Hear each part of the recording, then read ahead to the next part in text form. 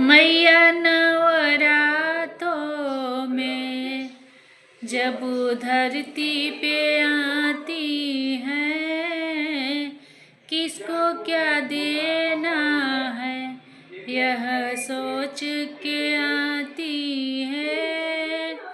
पहले नवरातों में माँ घर में जाती है, पहले नवरातों में माँ घर घर में जाती है। दूसरे नवरातों में माँ सबकी खबर लेती है। मैया नवरातों में जब धरती पर आती है, किसको क्या देना है यह सोच के आती है।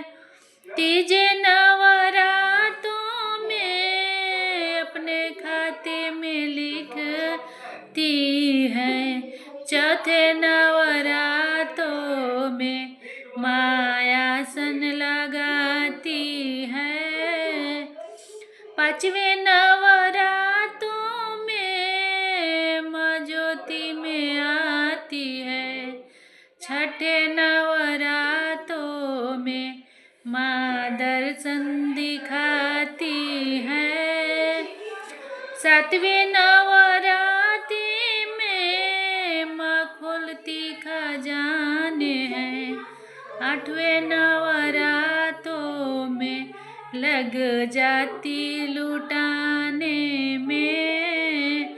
मैया नवरातों में जब धरती पर आती है, किसको क्या देना है यह सोच के आती है।